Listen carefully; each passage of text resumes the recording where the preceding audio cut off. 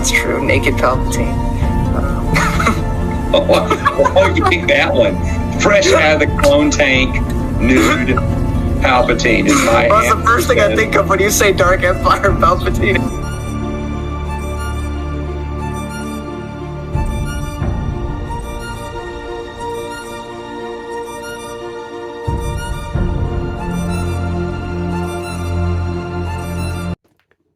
Hello everybody, and welcome back to the Star Wars Expanded Universe, narrated by Disney, or current Lucasfilm, whichever way you slice it.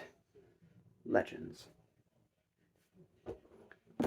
Today I have for you book 16 of the 19-book epic of New Jedi Order, Force Heretic 2, because it's a trilogy, Refugee, by Sean Williams and Shane Dix. The problem arises again. The same problem as with book 12. Sorry, book 13. No, yeah, book 12 by Aaron Olston. Rebel Stand. Except Olston made the book significantly more interesting to read. Luke, Jason, Mara, Saba, Danny are still looking for Zamna Zakat. This is an interesting part of the book. They get to go to the Chiss homeworld because they interact with the Chiss and they end up going to a library and reading for a really long time. And while that's going on, they also have some interesting moments with Jagged Fell and have some interesting discussions while they're searching the library. It's pretty good. It's not the greatest thing ever. It's not super exciting, but it's good.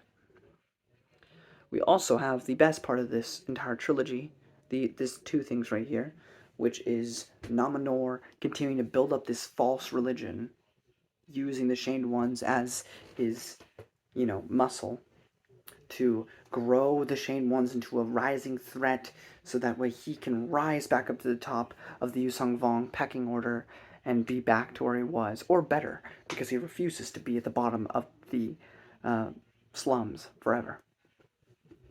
And everything he does there is really fascinating and fun to read about. His whole manipulation, it's becoming a growing large movement. He's literally a one of those prosperity gospel preachers who, says like, hey, if you give us money, God will heal your cancer. Just like that. Just give us money. Give us lots of money. The more money you give, the more better chance you have. Like a whole lot of that. But Naminor's so smart at manipulation and getting to, trick people and do this. And he's really brilliant at that. So a lot of this book deals with that, and that aspect is brilliant. And the other brilliant part is Tahiri dealing with her Jekyll and Hyde situation where Rina, the Vong personality within her that we thought was resolved, but it isn't. It's continuing to be a problem. Will she find a solution to it? We'll have to wait for the final book. But that was another phenomenal part of the book. Everything with Tahiri in this book is great, and people wonder why I love Tahiri so much, because she has one of the best arcs ever. She's so great. I love Tahiri. She's one of my favorite female characters. And then we get to the main plot of this book. Jaina goes with Han and Leia to Bakora. From Truce to Bakora. Which should be amazing, right? And maybe it would be if it was a single novel, not in a big story arc like this. If it was just Return to Bakora or something like that, set after New Jedi Order, perhaps you could have had something. Perhaps a standalone story with Jaina while Jason's gone for 6 years before the events of Dark Nest. You could have had this, where she did this whole adventure and we got to return to Bakora. Because it's written fine, don't get me wrong. It's cool to be back at Bakora, Truce to Bakora. I really like that book. Getting to see this place again, getting to see the politics getting to deal with the sissy Rook again was nice. But you know what I feel like is happening now? My time is being wasted. Because this is a massive, massive, massive, massive, massive side quest. What the large chunk of this book devotes its time to. There's some plot. It is somewhat related to the Vong, very sparsely, but it's mostly about the Sissy-Rook and the Pecorans and everything going on there. It's essentially its own novel that could have worked perfectly well after New Jedi Order, but we have to get it to 19 books. There's stuff in here that matters, so it's not like it's not even like Rebel Stand, where not that much changed. Like, this actually does matter because of other parts of the book that matter a lot. But the main crux of the book, the main portion of the book, the cover art, right, is, in my opinion, not that interesting. So it feels like such a slog to get through. And again, there's no chapters.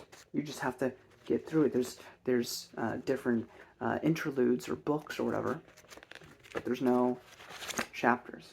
So it feels like it takes longer. Luckily, I have a physical copy this time, so it's not as bad. Because when I read it on my phone the first time around, it felt like it took an eternity to finish. But I'm sorry. This is my least favorite book of New Jedi Order. It is clearly wasting my time in order to avoid the finale. You didn't need this. You really didn't. Again, I don't mind the Bakora story. I like Truce Bakora. I love Truce Bakora. It's one of my favorite Bantam books. But this did not need to exist in this storyline. It didn't. Now you can say, sure, but you know, it's cool to have the EU connection and it's cool to be back. You're right, it is. But you could have made this be its own novel. Give people another reason to read something post-Unifying Force. Because this could have been its own plot thread in its own novel. After. There is a 6-year gap. You could have told so many stories in between that time. Yeah, Jason's off doing his own thing. But so what? Other people exist in this universe. What was going on during those 6 years with everyone else? This could have been it. But instead it's shoved into an already long series. It's frustrating because it's wasting my time. It's meandering. It's got important things in here, but the main plot is to waste your time. Yeah, they make a reference to Dash Rendar. He's still kicking. Awesome. I don't really care. And this is the thing. It is wasting my time. We have 3 books left.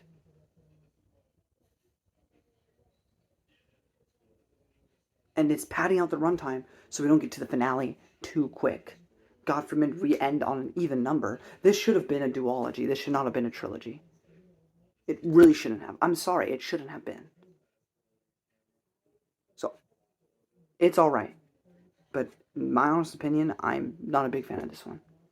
As much as I love to call NJO perfection and the peak of all Star Wars, which it is, this is a sour spot on the entire experience. I really tried. I really thought maybe I was just a stupid 19-year-old and maybe I'd appreciate it more now that I'm older, now that I've read most of the EU. Maybe I won't be so harsh toward it, but it's still such a slog to get through. And this is my biggest problem. But overall, that's my thoughts non-spoiler-wise. If you don't want spoilers, get out. I don't have that many notes.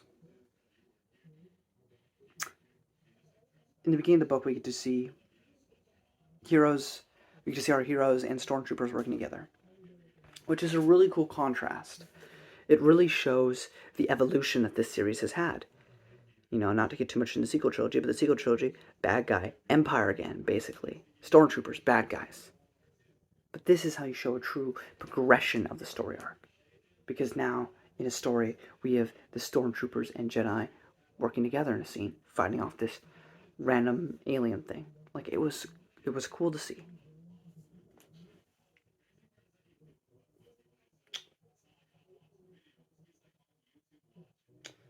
I mentioned a lot of this stuff already in my non-spoiler.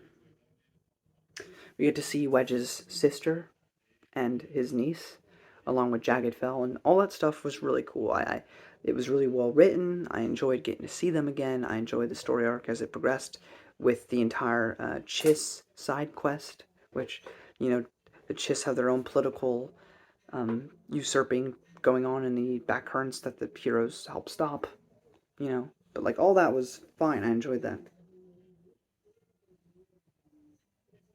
And again, in case you think I'm some sort of nut job, I just was like, so Jason prefers the peaceful option. Congratulations, you can shake hands. I agree with you.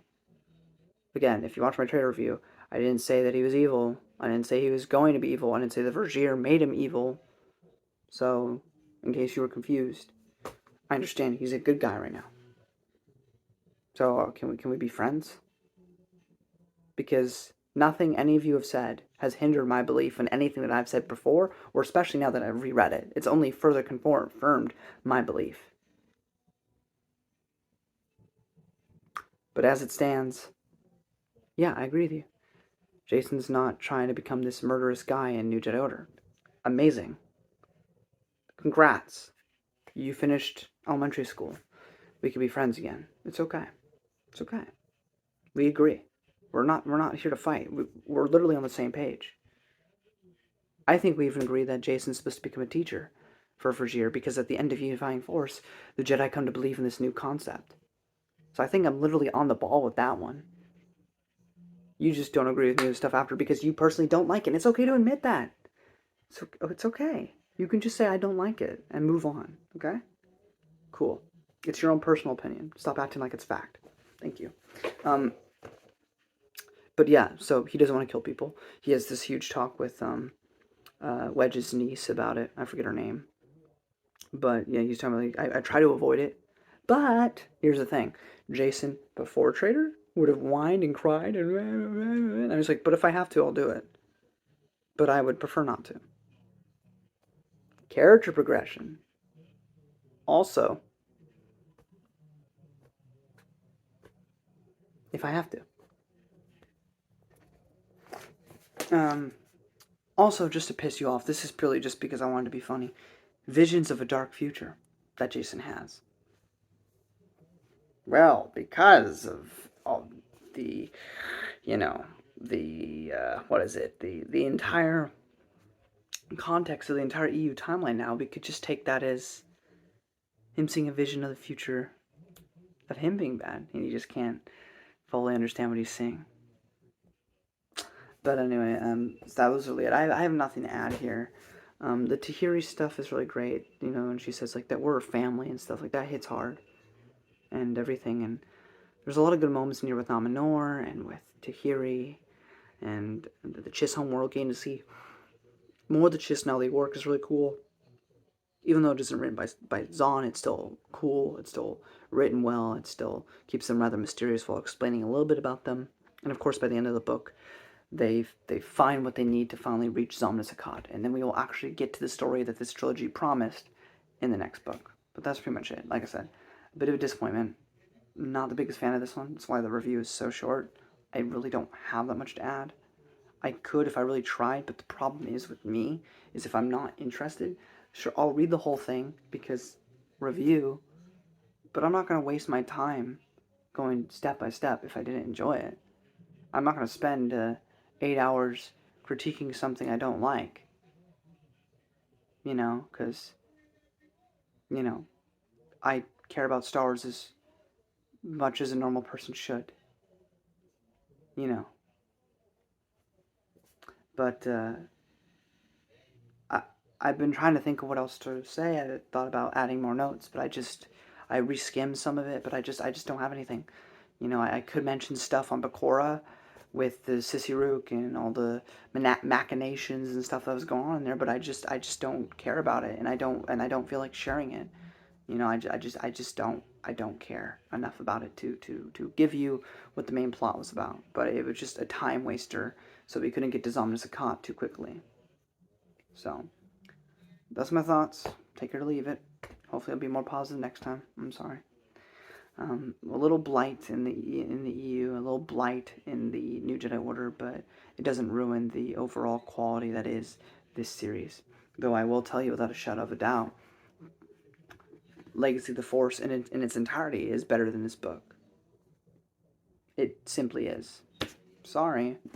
I got way more enjoyment out of that trilogy, or that 9-book series, and Darkness than I did this book.